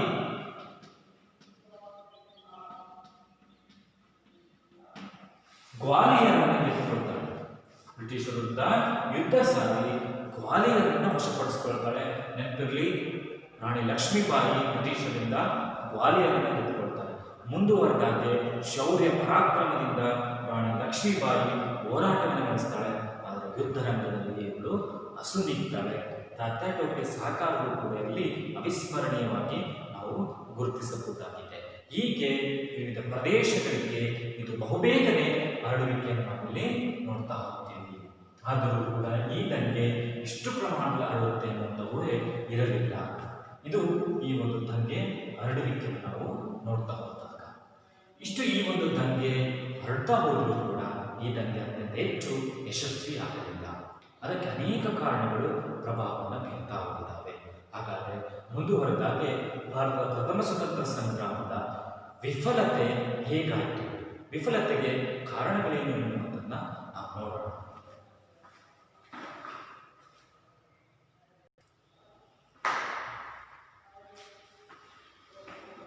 ಇಂದು ಭಾರತದ ಪ್ರಥಮ ಸ್ವತಂತ್ರ ಸಂಗ್ರಾಮದ ವಿಫಲತೆಗೆ ಕಾರಣಗಳನ್ನು ನಾವು ನೋಡ್ತಾ ಹೋಗೋಣ. ಭಾರತದ ಪ್ರಥಮ ಸ್ವತಂತ್ರ ಸಂಗ್ರಾಮ ಯಶಸ್ಸನ್ನು ಕಾಣಲಿಕ್ಕೆ ಸಾಧ್ಯವಾಗಲಿಲ್ಲ. ಕಾರಣ ಇದು ಎಲ್ಲರನ್ನೊಳಗೊಂಡಿರ್ತಕ್ಕಂಥ ದಂಗೆಯಾಗಿ ಉಳಿದಿರಲಿತ್ತು. ಇದರಲ್ಲಿ ಪ್ರಮುಖವಾಗಿರ್ತಕ್ಕಂಥ ರೀತಿಯಲ್ಲಿ ಅತ್ಯಂತ ಹೆಚ್ಚು ಪ್ರಮಾಣದಲ್ಲಿ ಪಾಲ್ಗೊಂಡಿದ್ದು ಸಿಪಾಯಿಗಳು ಮತ್ತು ಸೈನಿಕರು ಮಾತ್ರ. ಆದರೆ ಹಲವಾರು ರೀತಿಯಾಗಿರ್ತಕ್ಕಂತಹ ರಾಜ ಮಹಾರಾಜರುಗಳು ಈ ಒಂದು ಬ್ರಿಟಿಷರಿಗೆ ಸಹಕರಿಸ್ತಾ ಹೋದ್ರು ಅಥವಾ ಸಿಪಾಯಿಗಳಿಗೆ ಸಹಕಾರವನ್ನು ನೀಡಲಿಲ್ಲ. ಭಾರತೀಯ ಸಾಮಾನ್ಯ ಜನರು ಕೂಡ ಇದರ ಅತ್ಯಂತ ಹೆಚ್ಚು ಪ್ರಮಾಣದಲ್ಲಿ ಪಾಲ್ಗೊಳ್ಳಲಿಲ್ಲ. ಹೀಗೆ ಅನೇಕ ರೀತಿಯ ಅಂಶಗಳು ಇದರಲ್ಲಿ ಪಾಲ್ಗೊಳ್ಳುವುದರ ಮುಖಾಂತರ ಭಾರತದ ಈ ಒಂದು ಪ್ರಥಮ ಸ್ವತಂತ್ರ ಸಂಗ್ರಾಮ ವಿಫಲ ಆಗ್ತಾ ಹೋಯಿತು. ಹಾಗಾದರೆ ಒಂದೊಂದಾಗಿನೇ ಈ ಒಂದು ವಿಫಲತೆಗೆ ಕಾರಣವನ್ನು ತಿಳ್ಕೊಳ್ತಾ ನೋಡ್ತಾ ಹೋದರೆ ಈ ಒಂದು ದಂಗೆ ಇಡೀ ಭಾರತವನ್ನು ವ್ಯಾಪಿಸಿರುವ ದಂಗೆ ಆಗಿರಲಿಲ್ಲ. ಅನೇಕ ಪ್ರಮುಖ ಪ್ರದೇಶಗಳಲ್ಲಿ ಮಾತ್ರ ಈ ಒಂದು ದಂಗೆಯ ಒಂದು ಹೋರಾಟ ತೀವ್ರವಾಗಿತ್ತೆ ಹೊರತು ಭಾರತದ ಎಲ್ಲ ಪ್ರದೇಶಗಳಲ್ಲಿಯೂ ಕೂಡ ಈ ಒಂದು ದಂಗೆ ತೀವ್ರವಾದಂತಹ ರೀತಿಯ ತನ್ನ ಪ್ರಭಾವವನ್ನು ಬೀರಿರಲಿಲ್ಲ. ಕೆಲವೊಂದು ಪ್ರದೇಶಗಳಲ್ಲಿ ಮಾತ್ರ ಈ ದಂಗೆ ಸ್ಫೋಟಗೊಂಡಿರುವಂಥದ್ದಾಗಿ ನೋಡ್ತಾ ಹೋಗ್ತೀವಿ. ದೆಹಲಿ, ಕಾನ್ಪುರ, ಲಕ್ನೋ, ಝಾನ್ಸಿ ಹೀಗೆ ಕೆಲವು ಪ್ರದೇಶಗಳಲ್ಲಿ ಮಾತ್ರ ಈ ಒಂದು ಹೋರಾಟ ತೀವ್ರವಾದಂತಹ ರೀತಿಯಲ್ಲಿ ಇತ್ತು ಅಂತಲೇ ಹೇಳ್ಬೋದು. ನಂತರ ಈ ಒಂದು ಹೋರಾಟ ರಾಜ ರಾಣಿಯರ ಸ್ವಾಯತ್ತಾಸಕ್ತಿ ಮತ್ತು ಹಕ್ಕುಗಳಿಗಾಗಿ ನಡೆದಿತ್ತು. ನಾಡು ಬಿಡುಗಡೆಯ ಛಲ ಇರಲಿಲ್ಲ. ಭಾರತದಿಂದ ಬ್ರಿಟಿಷರನ್ನ ತೋರಿಸುವಂತಹ ಒಂದು ಛಲ ಇಲ್ಲಿ ಇರದೆ ರಾಜರಾಣಿಯರ ಸ್ವಾಯತ್ತಾಸಕ್ತಿಯ ಹಕ್ಕುಗಳಿಗೆ, ದತ್ತು ಮಕ್ಕಳಿಗೆ ಹಕ್ಕಿಲ್ಲ ಎಂಬ ನೀತಿ, ಸಹಾಯಕ ಸೈನ್ಯ ಪದ್ಧತಿಯ ನೀತಿ, ಕಂದಾಯ ನೀತಿಗೆ ವಿರುದ್ಧವಾಗಿ, ರಾಯಲ್ ಎನ್ಫೀಲ್ಡ್ ಬಂದೂಕುಗಳಿಗೆ ವಿರುದ್ಧವಾದಂತಹ ರೀತಿಯಲ್ಲಿ ಹೀಗೆ ಅವರದ್ದೇ ಆದಂತಹ ರೀತಿಯ ಒಂದು ಹಕ್ಕುಗಳನ್ನು ಸ್ವಾಯತ್ತಾಸಕ್ತಿಯ ಬೇಡಿಕೆಗಳನ್ನು ಇಟ್ಟುಕೊಂಡು ಮಾತ್ರ ಈ ಹೋರಾಟ ನಡೆಯುತ್ತಾ ಹೋಗಬೇಕು ಹೊರತು ಭಾರತೀಯರನ್ನ ಬ್ರಿಟಿಷರನ್ನ ಸಂಪೂರ್ಣವಾಗಿ ವಿರೋಧಿಸಿದಂಥ ರೀತಿಯಲ್ಲಿ ಇರಲಿಲ್ಲ. ಇವು ಅವರದ್ದೇ ಆದಂತಹ ವೈಯಕ್ತಿಕ ರೂಪವನ್ನು ಹೊಂದಿತ್ತು. ನಂತರ ಇದು ಯೋಜಿತವಾಗಿರುವಂತಹ ದಂಗೆಯಾಗಿರಲಿಲ್ಲ. ಇದು ಒಂದು ಪೂರ್ವ ಯೋಜಿತವಾಗಿರುವಂತಹ ರೀತಿಯ ದಂಗೆ ಆಗಿರಲಿಲ್ಲ. ಯಾವುದೇ ರೀತಿಯ ಪೂರ್ವಯೋಜಿತವಾಗದೆ ಅನಿರೀಕ್ಷಿತ ಕಾರಣಗಳಿಂದ ಒಂದೊಂದು ಕಾರಣಗಳನ್ನು ಇಟ್ಟುಕೊಂಡು ಈ ಹೋರಾಟದಲ್ಲಿ ಅವರವರು ಪಾಲ್ಗೊಳ್ತಾ ಹೋದರು. ರಾಜರು, ರಾಣಿಯರು, ಸೈನಿಕರು ಅವರದ್ದೇ ಆದಂತಹ ನಿಲುವುಗಳನ್ನು ಇಟ್ಟುಕೊಂಡು ಇಲ್ಲಿ ಪಾಲ್ಗೊಂಡಿರುವಂತಹ ದಂಗೆಯಾಗಿ ಇದನ್ನು ನೋಡಬಹುದು. ಬ್ರಿಟಿಷ್ ಸೈನಿಕರ ವಿರುದ್ಧ ಒಗ್ಗಟ್ಟು ಭಾರತೀಯ ಸೈನಿಕರಲ್ಲಿ ಇರಲಿಲ್ಲ. ಬ್ರಿಟಿಷ್ ಸೈನಿಕರಲ್ಲಿ ಹೆಚ್ಚು ಒಗ್ಗಟ್ಟಿತ್ತು. ಅವರ ಉದ್ದೇಶ ಸ್ಪಷ್ಟವಾಗಿತ್ತು. ಭಾರತಕ್ಕೆ ಯಾಕೆ ಬಂದಿದ್ದೀವಿ, ಏನು ಮಾಡಬೇಕು ಅನ್ನುವಂಥ ರೀತಿಯ ಸ್ಪಷ್ಟ ಉದ್ದೇಶದೊಂದಿಗೆ ಒಗ್ಗಟ್ಟಿತ್ತು. ಆದರೆ ಅಲ್ಲಿದ್ದಂತಹ ಒಗ್ಗಟ್ಟು ಭಾರತೀಯ ಸೈನಿಕರಲ್ಲಿ ಇರಲಿಲ್ಲ. ಇವರಲ್ಲಿ ಪರಸ್ಪರವಾಗಿರ್ತಕ್ಕಂಥ ರೀತಿಯಾಗಿ ಅನೇಕ ಅಂಶಗಳಲ್ಲಿ ಒಂದು ವೈಮನಸ್ಸಿತ್ತು. ಈ ರೀತಿಯಾಗಿರ್ತಕ್ಕಂಥ ವೈಮನಸ್ಸಿನಿಂದಾಗಿ ಒಗ್ಗಟ್ಟಿನಲ್ಲಿ ಕೊರತೆ ಇತ್ತು. ಆ ಕೊರತೆ ದಂಗೆ ವಿಫಲ ಆಗೋದಕ್ಕೆ ಕಾರಣೀಭೂತ ಆಯಿತು. ಹಾಗಾಗಿ ಒಗ್ಗಟ್ಟು ಭಾರತೀಯ ಸೈನಿಕರಲ್ಲಿ ಬರಲಿಲ್ಲ. ನಂತರ ಭಾರತೀಯರಲ್ಲಿ ಯುದ್ಧ ತಂತ್ರ, ಸೈನಿಕ ಪರಿಣಿತಿ, ಶಿಸ್ತು, ಸೂಕ್ತ ಸೇನಾ ನಾಯಕತ್ವದಲ್ಲಿ ಕೊರತೆಗಳಿತ್ತು. ನೋಡಿ, ಭಾರತೀಯ ಸೈನಿಕರಲ್ಲಿ ಯುದ್ಧ ತಂತ್ರಗಳು ಗೊತ್ತಿರಲಿಲ್ಲ ಅತ್ಯಂತ ಹೆಚ್ಚು ಪ್ರಮಾಣದಲ್ಲಿ. ನಂತರದಲ್ಲಿ ಸೈನಿಕ ಪರಿಣಿತಿಗಳು ಅತ್ಯಂತ ಹೆಚ್ಚು ಪ್ರಮಾಣದಲ್ಲಿ ದೊರಕಿರಲಿಲ್ಲ. ಒಂದು ಶಿಸ್ತಿರಲಿಲ್ಲ. ಜೊತೆಗೆ ಇದಕ್ಕೊಂದು ಸೇನಾ ನಾಯಕತ್ವವೇ ಇರಲಿಲ್ಲ. ಅವರವರದೇ ಆದಂಥ ರೀತಿಯಲ್ಲಿ ಗುಂಪು ಗುಂಪಾಗಿ ಸೈನಿಕರು ದಂಗೆ ಹೇಳ್ತಾ ಹೋದ್ರು, ಹೋರಾಟಗಳನ್ನು ನಡೆಸ್ತಾ ಹೋದ್ರು. ಇದಕ್ಕೆ ಯಾವುದೇ ರೀತಿಯ ಒಬ್ಬ ನಾಯಕ ಸ್ಪಷ್ಟವಾಗಿರುವಂತಹ ರೀತಿಯಲ್ಲಿ ಇಲ್ಲಿ ನಾಯಕತ್ವ ವಹಿಸಿಕೊಳ್ಳಲಿಕ್ಕೆ ಯಾರೂ ಬರಲಿಲ್ಲ. ಹಾಗಾಗಿ ಈ ದಂಗೆ ವಿಫಲತೆಯ ಹಾದಿಯನ್ನ ತುಳಿತಾ ಹೋಯಿತು. ನಂತರ ಹೋರಾಟಗಾರರಲ್ಲಿ ನಿಶ್ಚಿತ ಗುರಿಯೇ ಇರಲಿಲ್ಲ. ಸಾಕಷ್ಟು ಹೇಳ್ತಾ ಹೋದ್ವಿ, ಸ್ವಾಯತ್ತಾಸಕ್ತಿ ಹಕ್ಕುಗಳಿಗಾಗಿ ಯೋಜಿತ ದಂಗೆ ಆಗಿರಲಿಲ್ಲ. ಇವರಿಗೆ ನಿರ್ದಿಷ್ಟ ಗುರಿ ಇರಲಿಲ್ಲ.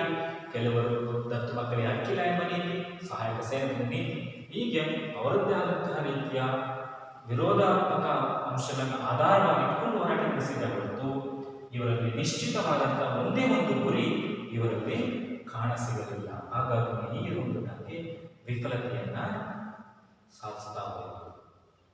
ನಂತರ ಇಲ್ಲಿ ನಾವು ನೋಡ್ತಾ ಹೋದಾಗ ಹಲವು ದೇಶೀಯ ರಾಜರುಗಳೇ ಬ್ರಿಟಿಷರಿಗೆ ತೋರಿದಂತಹ ನಿಷ್ಠೆ, ನಾನು ಅಲ್ಲೇನೆ ಹೇಳ್ತಾ ಹೋದೆ, ಹಲವಾರು ರೀತಿಯ ದೇಶೀಯ ರಾಜರುಗಳು ಈ ಒಂದು ಹೋರಾಟದಲ್ಲಿ ನಮ್ಮ ಸಿಪಾಯಿಗಳಿಗೆ, ಭಾರತೀಯರಿಗೆ ಬೆಂಬಲವನ್ನು ನೀಡದೆ ಬ್ರಿಟಿಷರಿಗೆ ಒಂದು ನಿಷ್ಠೆಯನ್ನು ತೋರ್ತಾ ಹೋದರು. ಬ್ರಿಟಿಷರ ಆಳ್ವಿಕೆಗೆ ಒಳಪಡ್ತಾ ಹೋದರು.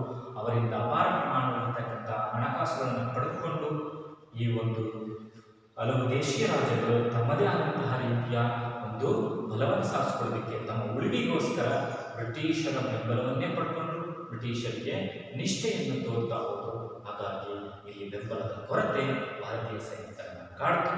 ಹಾಗಾಗಿ ತಮಗೆ ವಿಫಲ ಆಯಿತು. ನಂತರ ಸಿಪಾಯಿಗಳು ಮಾಡಿದಂತಹ ಲೂಟಿ, ದರೋಡೆ ಜನರ ವಿಶ್ವಾಸವನ್ನು ಕಳೆದುಕೊಂಡರು. ಸುಮಾರು ಪ್ರದೇಶದಿಂದ ದೆಹಲಿಯವರೆಗೂ ಕೂಡ ಪ್ರತಿಭಟನೆಗಳಲ್ಲಿ ಹೊರಟಂತಹ ಈ ಒಂದು ಸೈನಿಕರು ತಮ್ಮ ಬೇಕು ಬೇಳೆಗಳಿಗೋಸ್ಕರ, ಶಸ್ತ್ರಾಸ್ತ್ರಗಳಿಗೋಸ್ಕರ, ಅನೇಕ ರೀತಿಯ ಹಣಕಾಸಿನ ಆರ್ಥಿಕ ವ್ಯವಸ್ಥೆಗಳಿಗೋಸ್ಕರ ಭ್ರಾಢ್ಯವಾಗಿರ್ತಕ್ಕಂಥ ಬ್ರಿಟಿಷರ ನೆಲೆಗಳನ್ನು, ಬ್ರಿಟಿಷ್ ಅಧಿಕಾರಿಗಳನ್ನು, ಬ್ರಿಟಿಷ್ ವ್ಯಾಪಾರಸ್ಥರನ್ನು, ಬ್ರಿಟಿಷ್ ಕೃಷಿಕರನ್ನು, ಈ ಒಂದು ಪ್ಲಾಂಟರ್ಸ್ಗಳನ್ನು ಲೂಟಿ ಮಾಡ್ತಾ ಹೋದರು, ದರೋಡೆ ಮಾಡ್ತಾ ಹೋದರು. ಬ್ರಿಟಿಷ್ ಶಸ್ತ್ರಾಗಾರಗಳನ್ನು ಲೂಟಿ ಮಾಡಿ ಆ ಶಸ್ತ್ರಾಸ್ತ್ರಗಳನ್ನು ಕದಿತಾ ಹೋದರು. ಹೀಗೆ ತಮ್ಮ ಆರ್ಥಿಕ ವ್ಯವಸ್ಥೆಗೋಸ್ಕರ ಇವರು ಮಾಡಿದಂತಹ ಲೂಟಿಗಳು, ದರೋಡೆಗಳು ಜನರಲ್ಲಿ ಈ ಸಿಪಾಯಿಗಳನ್ನು ದರೋಡೆಕೋರರ ರೀತಿಯಲ್ಲಿ, ಕಳ್ಳರ ರೀತಿಯಲ್ಲಿ, ಒಂದು ಲೂಟಿಕೋರರ ರೀತಿಯಲ್ಲಿ ಬಿಂಬಿಸ್ತಾ ಹೋಗ್ಬಿಡ್ತು. ಹಾಗಾಗಿ ಸಾಮಾನ್ಯ ಜನರು ಇವರನ್ನ ಬ್ರಿಟಿಷರ ವಿರುದ್ಧದ ಹೋರಾಟಗಾರರು ಅಂತೇಳಿ ಭಾವಿಸದೆ ಇವರು ಲೂಟಿಕೋರರು, ಇವರು ದಂಗೆಕೋರರು ಎನ್ನುವಂಥ ರೀತಿಯಲ್ಲಿ ಭಾವಿಸಿದರು. ಹಾಗಾಗಿ ಜನರು ಇವರಿಗೆ ವಿಶ್ವಾಸವನ್ನು ಕೊಡಲಿಲ್ಲ. ಹಾಗಾಗಿ ಈ ದಂಗೆ ಬಹುಬೇಗನೆ ವಿಫಲತೆಯನ್ನು ಕಾಣೋದಕ್ಕೆ ಸಾಧ್ಯವಾಯಿತು.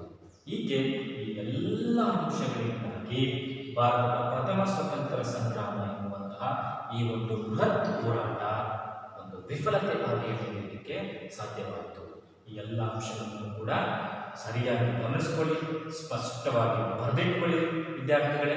ಇದು ಅತಿ ಪ್ರಮುಖವಾಗಿರುವಂತಹ ರೀತಿಯ ಒಂದು ಪರಿಕಲ್ಪನೆಯಾಗಿರುವಂಥದ್ದಾಗಿ ನಾವು ನೋಡಬಹುದು. ಇನ್ನು ಮುಂದುವರೆದಾಗೆ ಇಷ್ಟೆಲ್ಲ ವಿಫಲತೆ ಆದರೂ ಕೂಡ ಭಾರತದ ಈ ಒಂದು ಪ್ರಥಮ ಸ್ವತಂತ್ರ ಸಂಗ್ರಾಮ, ಬ್ರಿಟಿಷರ ವಿರುದ್ಧದ ಈ ಒಂದು ಹೋರಾಟ ಅತ್ಯಂತ ಹೆಚ್ಚು ಪರಿಣಾಮಗಳಿಗೆ ಅವಕಾಶವನ್ನು ಮಾಡಿಕೊಡ್ತು. ಹೊಸ ಒಂದು ದಿಕ್ಸೂಚಿಯನ್ನು ಮೂಡಿಸಿತು. ಭಾರತದಲ್ಲಿ ಬ್ರಿಟಿಷರ ವಿರುದ್ಧದ ಹೋರಾಟಕ್ಕೆ ಒಂದು ಬೆಂಬಲವನ್ನು ಕೊಡ್ತಾ ಹೋಯಿತು.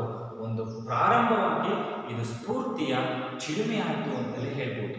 ಹಾಗಾದರೆ ಈ ಒಂದು ದಂಗೆ ಬೀರಿರ್ತಕ್ಕಂತಹ ಪರಿಣಾಮಗಳು ಯಾವುವು ಅಂತಲೇ ನೋಡ್ತಾ ಹೋಗೋಣ. ಈ ಒಂದು ದಂಗೆಯಿಂದಾಗಿ 1857ರ ವೇಳೆಗೆ ಸಾಕಷ್ಟು ರೀತಿಯ ಬದಲಾವಣೆಗಳಾದವು. 1858ಕ್ಕೆ ಬ್ರಿಟಿಷರಿಂದ ಒಂದು ಕಾಯ್ದೆಯೂ ಕೂಡ ಜಾರಿಗೊಳ್ಳಲ್ಪಟ್ಟಿತು. ಹಾಗೆ ಆ ಒಂದು ಅಂಶಗಳ ಪ್ರಕಾರವಾಗಿ ನೋಡಿದಾಗ ಭಾರತದಲ್ಲಿ ಈಸ್ಟ್ ಇಂಡಿಯಾ ಕಂಪನಿಯ ಆಡಳಿತ ಕೊನೆಗೊಳ್ಳಿತು. ಭಾರತದಲ್ಲಿ ಏನು ವ್ಯಾಪಾರಾತ್ಮಕವಾಗಿರ್ತಕ್ಕಂತಹ ಈ ಒಂದು ಎಲ್ಲ ಆಡಳಿತ ವ್ಯವಸ್ಥೆಯನ್ನು ನೋಡ್ಕೊಳ್ಳೋದಕ್ಕೋಸ್ಕರ ಇಂಗ್ಲೆಂಡಿನಿಂದ ಬಂದಂತಹ East India company, British East India company ಆಡಳಿತ ಇತ್ತು. ಆ ಒಂದು ಆಡಳಿತ ಈ ಒಂದು ಹೋರಾಟದಿಂದಾಗಿ 1858ರ ವೇಳೆಗೆ ಅಂತ್ಯವನ್ನು ಕಾಣುತ್ತೆ. ಹಾಗಾದರೆ ಭಾರತದ ಆಡಳಿತವನ್ನು ಯಾರು ಮಾಡ್ಕೊಳ್ತಾರೆ? ಬ್ರಿಟನ್ ಸಾಮ್ರಾಜ್ಞಿಗೆ ಆಡಳಿತ ವರ್ಗಾವಣೆ ಬಂತು. ಬ್ರಿಟನ್ನಿನ ರಾಣಿಗೆ ಭಾರತದ ಎಲ್ಲ ಆಡಳಿತ ವರ್ಗಾವಣೆಯಾಯಿತು. ಬ್ರಿಟನ್ನಿನ ಸಾಮ್ರಾಜ್ಞಿ ರಾಣಿಯೇ ನೇರವಾಗಿ ಅಲ್ಲಿನ ಒಂದು ಪಾರ್ಲಿಮೆಂಟ್ನಿಂದಲೇ ಭಾರತದ ಆಡಳಿತವನ್ನು ನಡೆಸೋದಕ್ಕೆ ಪ್ರಾರಂಭಿಸ್ತಾರೆ. ಇಲ್ಲಿ ಆದಂತಹ ಅಚಾತುರ್ಯಗಳನ್ನು, ಭಾರತೀಯ ಹೋರಾಟಗಳನ್ನು ಗಮನಿಸಿದಂತಹ ರಾಣಿ ಈ ತೀರ್ಮಾನಕ್ಕೆ ಬರೋದಕ್ಕೆ ಸಾಧ್ಯ ಆಗುತ್ತೆ. ನಂತರ ಭಾರತದ ವ್ಯವಹಾರಗಳನ್ನು ನೋಡಿಕೊಳ್ಳೋದಕ್ಕೋಸ್ಕರನೇ ಪಾರ್ಲಿಮೆಂಟಿನಲ್ಲಿದ್ದಂತಹ ಭಾರತದ ವ್ಯವಹಾರಗಳ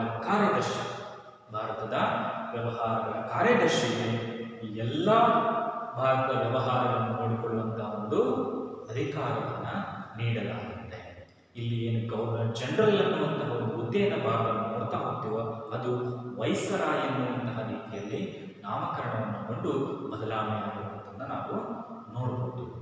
ಮುಂದೆ ರಾಣಿ ವಿಕ್ಟೋರಿಯಾ ಭಾರತೀಯರಿಗೋಸ್ಕರನೇ, ಭಾರತೀಯರ ವಿಶ್ವಾಸವನ್ನು ಗಳಿಸಿಕೊಳ್ಳೋದಕ್ಕೋಸ್ಕರನೇ, ಈ ದಂಗೆಯ ಒಂದು ತೀವ್ರತೆಯನ್ನು ಕಡಿತಗೊಳಿಸೋದಕ್ಕೋಸ್ಕರನೇ 1858ರಲ್ಲಿ ಬ್ರಿಟನ್ ರಾಣಿ ಒಂದು ಘೋಷಣೆಯನ್ನು ಹೊರಡಿಸ್ತಾರೆ.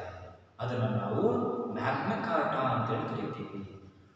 1815ರಲ್ಲಿ ಬ್ರಿಟನ್ನಿನ ದೊರೆ ಅಲ್ಲಿನ ಬ್ರಿಟನ್ನಿನ ಪ್ರಜೆಗಳಿಗೆ ಒಂದು ಕೊಡುಗೆಗಳ ಮಹಾಪೂರವನ್ನೇ ನೀಡ್ತಾ ಹೋಗಿತ್ತು. ಅದನ್ನು ಅಲ್ಲಿ ಮ್ಯಾಗ್ನಾ ಕಾರ್ಟಾ ಅಂತೇಳಿ ಕರೆಯಲಾಗಿತ್ತು. ಅದನ್ನೇ ಬ್ರಿಟನ್ ರಾಣಿ 1858ರಲ್ಲಿ ಭಾರತೀಯರಿಗೋಸ್ಕರ ಒಂದು ಕೊಡುಗೆಗಳನ್ನು ಒಂದು ಮಹಾಪೂರ್ವವಾಗಿ ಒಂದು ಪಟ್ಟಿಯನ್ನು ಕೊಡ್ತಾ ಹೋಗ್ತಾರೆ. ಆ ಕೊಡುಗೆಗಳನ್ನು ನಾವು ಒಟ್ಟಾರೆಯಾಗಿ ಮ್ಯಾಗ್ನಾ ಕಾರ್ಟಾ ಅಂತೇಳಿ ನಾವು ಕರೀಬಹುದಾಗಿದೆ. ಇಲ್ಲಿ ಸಾಕಷ್ಟು ರೀತಿಯ ಅವಕಾಶಗಳು ಇದರಿಂದಾಗಿ ನಮಗೆ ದೊರೆತಿದ್ದಾವೆ. ಅವುಗಳನ್ನು ನಾವು ಮುಂದೆ ಇಲ್ಲಿ ನೋಡ್ತಾ ಹೋಗೋಣ. ನಂತರದಲ್ಲಿ ಭಾರತೀಯರ ಪ್ರೀತಿ ವಿಶ್ವಾಸವಿಲ್ಲದೆ ಆಡಳಿತ ಸಾಧ್ಯವಿಲ್ಲವೆಂದು ಬ್ರಿಟಿಷರಿಗೆ ಅರಿವಾಯಿತು. ಭಾರತೀಯರ ವಿಶ್ವಾಸವನ್ನು, ಪ್ರೀತಿಯನ್ನು, ಒಂದು ಬೆಂಬಲವನ್ನು ನಾವು ಪಡ್ಕೊಳ್ಳೋದಿದ್ರೆ ಭಾರತದಲ್ಲಿ ಆಡಳಿತ ನಡೆಸೋದಕ್ಕೆ ಸಾಧ್ಯವಿಲ್ಲ ಎನ್ನುವಂಥದ್ದು ಬ್ರಿಟಿಷರಿಗೆ ಅರಿವಾಗುತ್ತಾ ಹೋಯಿತು. ಹಾಗಾಗಿ ಭಾರತೀಯರ ಪ್ರೀತಿ ವಿಶ್ವಾಸವನ್ನು ಗಳಿಸಿಕೊಳ್ಳೋದಕ್ಕೋಸ್ಕರನೇ ಬ್ರಿಟನ್ ರಾಣಿ ಈ ಒಂದು ಘೋಷಣೆಗಳನ್ನು ಭಾರತೀಯರಿಗೆ ನೀಡಿರುವಂಥದ್ದಾಗಿ ನಾವು ನೋಡ್ತಾ ಹೋಗ್ತೀವಿ. ನಂತರದಲ್ಲಿ ಅನೇಕ ರೀತಿಯ ಬದಲಾವಣೆಗಳು ಈ ದಂಗೆಯಿಂದಾಗಿ ಆಗ್ತಾ ಹೋಗಿದ್ದಾವೆ. ಜೊತೆಗೆ ಮುಂದುವರೆದಾಗಬೇಕಂತ ಒಂದು ಪ್ರಮುಖ ಬದಲಾವಣೆ ಎನ್ನುವಂಥದ್ದು, ಅಲ್ಲಿಯವರೆಗೂ ಕೂಡ ಶಾಸನಗಳನ್ನು ರಚಿಸುವಂತಹ ವ್ಯವಸ್ಥೆಯಲ್ಲಿ ಭಾರತೀಯರನ್ನು ಪಾಲ್ಗೊಳಿಸಿಕೊಳ್ತಾ ಇರಲಿಲ್ಲ.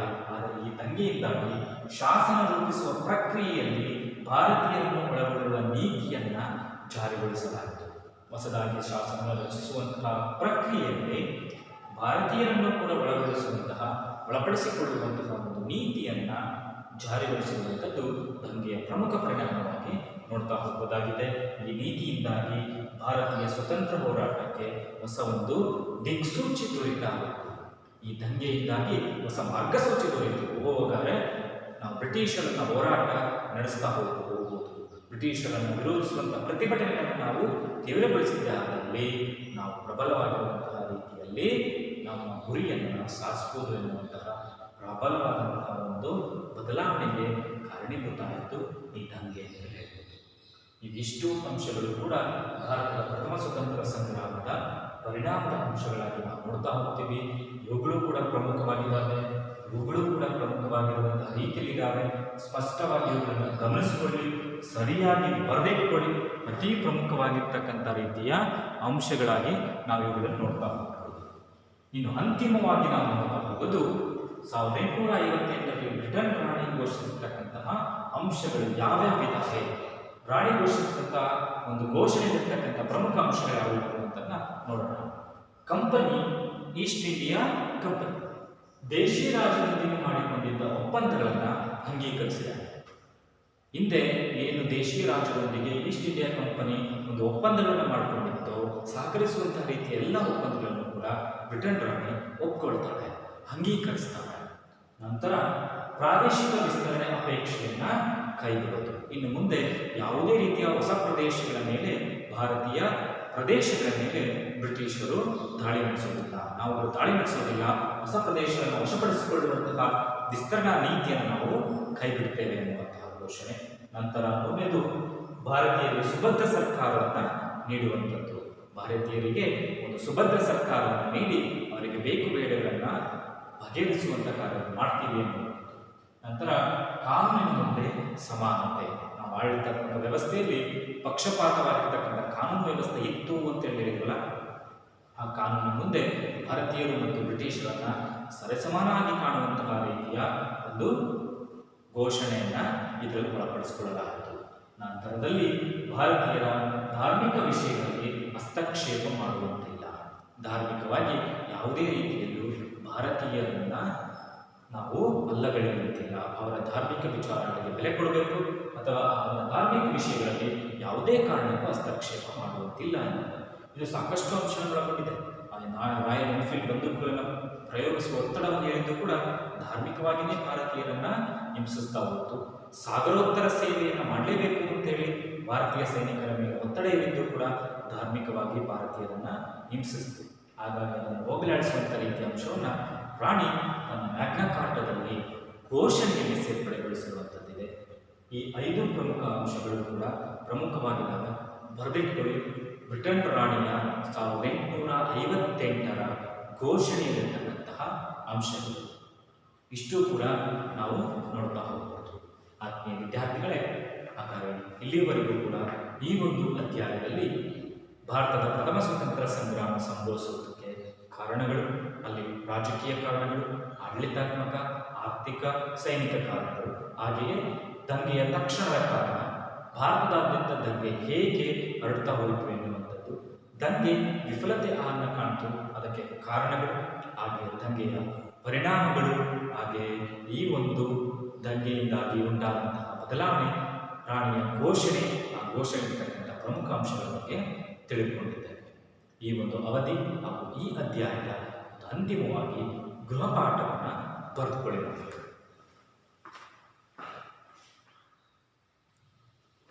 ಈ ಒಂದು ಅಧ್ಯಾಯ ಪರೀಕ್ಷಾ ದೃಷ್ಟಿಕೋನದಿಂದಾಗಿ ಪ್ರಮುಖವಾಗಿದೆ. ಹಾಗಾಗಿ ಈ ಒಂದು ಪ್ರಶ್ನೆಗಳನ್ನು ಸರಿಯಾಗಿ ಬರೆದುಕೊಳ್ಳಿ. ಗೃಹಪಾಠದ ಪ್ರಶ್ನೆಗಳು. ಮೊದಲನೇ ಪ್ರಶ್ನೆ, 1857ರ ದಂಗೆಯ ರಾಜಕೀಯ ಮತ್ತು ಆಡಳಿತಾತ್ಮಕ ಕಾರಣಗಳನ್ನು ತಿಳಿಸಿ. ರಾಜಕೀಯ ಮತ್ತು ಆಡಳಿತಾತ್ಮಕ ಕಾರಣಗಳನ್ನು ನೀವು ಪಟ್ಟಿ ಮಾಡಿ.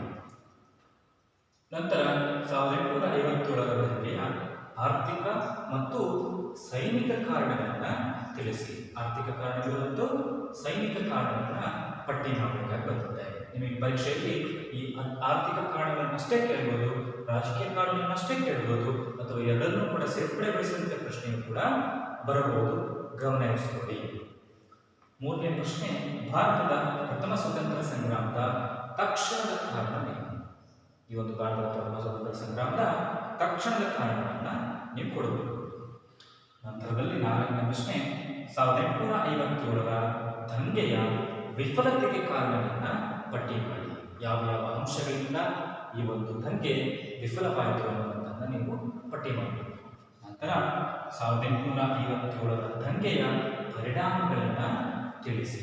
ಜೊತೆಗೆ ನೀವು ಬೇಕಾದ ಬಳಸ್ಕೋಬಹುದು. ಇದು ಕೂಡ ಪ್ರಮುಖವಾಗಿರುವಂಥದ್ದು.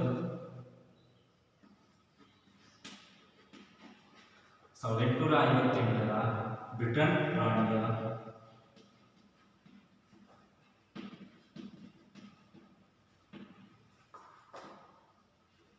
ಘೋಷಣೆಯಿಂದ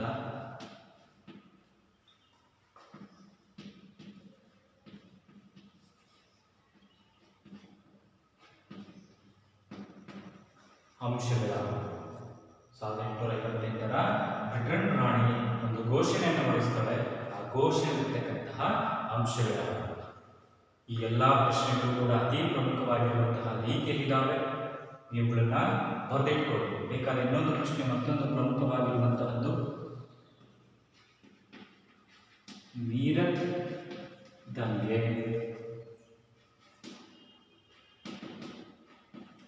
ಪ್ರಥಮ ಸ್ವಾತಂತ್ರ್ಯ ಸಂಗ್ರಾಮಕ್ಕೆ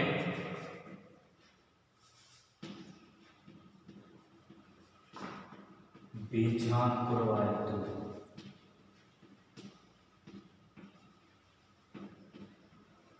ಹೇಗೆ? ಮೀರಟ್ನಲ್ಲಿ ನಡೆದಂತೆ ಪ್ರಥಮ ಸ್ವಾತಂತ್ರ್ಯ ಸಂಗ್ರಾಮದ ಬೀಜಾಂಕುರವಾಯಿತು ಹೇಗೆ ಎನ್ನುವಂಥ ಪ್ರಶ್ನೆಯನ್ನು ಕೂಡ ನೀವು ಬರೆದಿಟ್ಕೊಳ್ಳಿ. ಇಷ್ಟು ಈ ಒಂದು ಅಧ್ಯಾಯಕ್ಕೆ ಸಂಬಂಧಿಸಿರ್ತಕ್ಕಂಥ ಅತಿ ಪ್ರಮುಖ ಪ್ರಶ್ನೆಗಳಾಗಿದ್ದಾವೆ.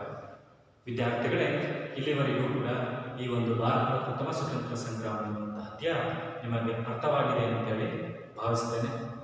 ನಮಸ್ಕಾರ.